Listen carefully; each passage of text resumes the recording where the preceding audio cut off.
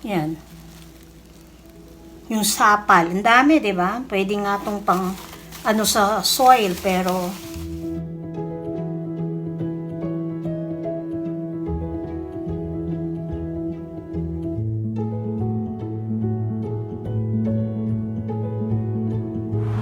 papasok muna ako dito, sa Lafayette Bake Shop. Lagi ko yan nakikita. So, puntahan ko na muna.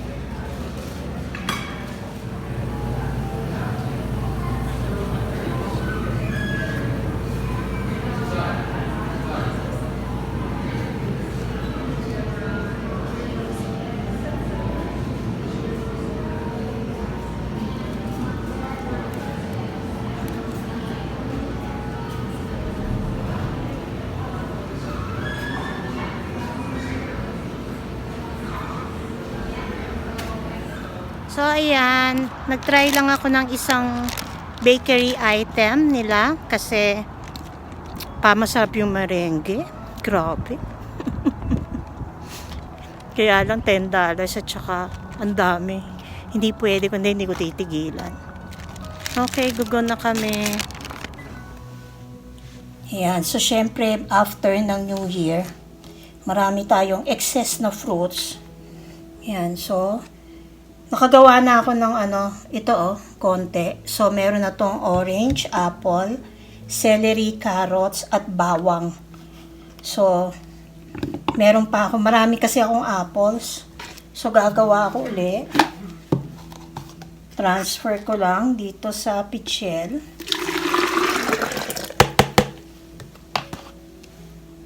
Ito ay binabad ko sa kalamansi. So, ulitin. More. Malinis po ang kamay ko. Tinanggalan ko ito ng buto, hinugasan.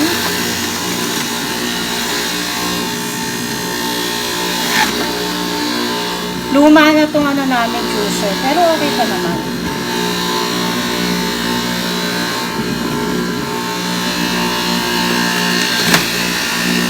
Minsan nagsastock. Depende sa lagay nyo. Minsan kasi napagano. Dapat nakatayo. Okay. Hands are clean, ha? Huwag mandiri.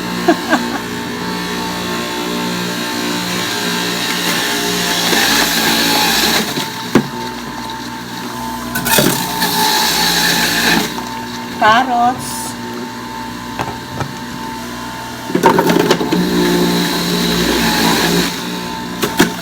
Celery, carrots ulit. Ang carrots madali na. Tataas nyo lang yan. Hindi ko yata tinaas kanina. And apples. Mawagin na lang itong mga apples eh. Sobrang tagal na nitong juicer namin. Pero okay pa rin siya. Minsan pumapalpak na nito na nagbabara.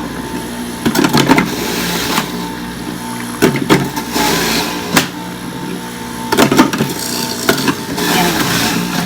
So I still have 3 more apples doon. Gagawin ko lang. Ayan.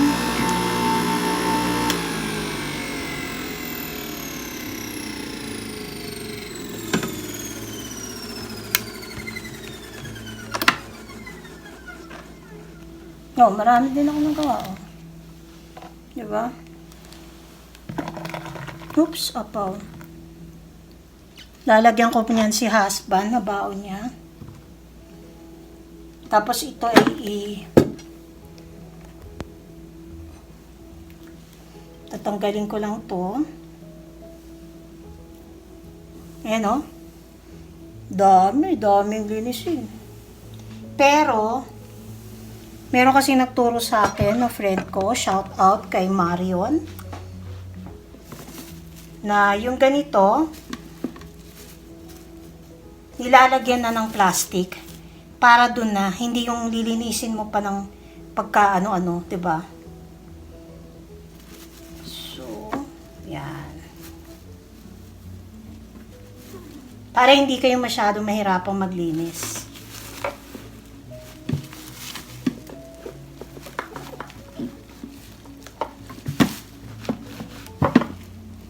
Paano ipit?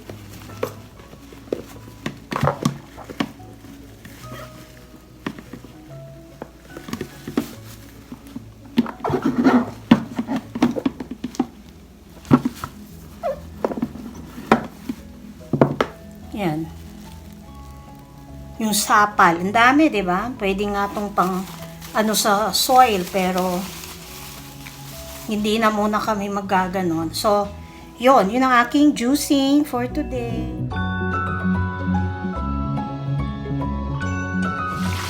Okay, magluluto muna ako ng lunch namin. It's 11 a.m. Naantok pa nga ako kaya kasi medyo puyat ako. So, ito, nag-boil ako kahapon ng chicken. Ito yung pinakita ko. Papakita ko rin sa inyo. O kung nabura ko na, pero hopefully hindi pa. Basta ito binoil sa celery, salt, pepper, and may onion din yata. Hindi matandaan eh. Tapos, nilagay ko lang siya sa fridge after. And ito, nilagyan ko ng flour and cornstarch. So, piniprito ko siya ngayon. Kaya lang kasi sabi ni husband, mas gusto pala niya yung mga chicken leg. Kasi chicken breast yan eh. Kala ko gusto niya yung i-fry. Yung iba kasi gagawin kong kaldereta. So, since na-boil ko na, yun na rin ang inano ko. Pinray ko. Ano yan, may cornstarch and flour. Tapos, magigisa lang ako ng konting gulay kasabay nito. So, garlic, onion. This is the tender broccoli stem. And this is shiitake. Ito yun. Yung nabili ko to sa Costco. Yan. Tapos, ito yung shiitake na binili ko naman sa Walmart kahapon. Okay, magluluto lang ako. Simpleng gisa lang yan. So, no need to panic. Oo. Gagawa kasi talaga ako ng chop suey isang araw. Kaya lang inuna ko na muna to kasi para may kasabay itong aming fried chicken. Ayan na, ginisa ko na yung bawang sibuyas. Inuuna ko yung bawang pag mga Asian cooking. Kasi gusto ko rin siya yung medyo toasted. So, inuna ko na ilagay itong stem because alam niyo naman, mas matigas ang stem sa pinaka-flower or the florets. Tapos, lagay ko na muna itong mushroom. Meron nga pala ako ditong ito yung chicken broth na pinag-boilan ko nitong manok. Yan. Tapos, nilagyan ko lang siya ng cornstarch. This is a very easy saute dish.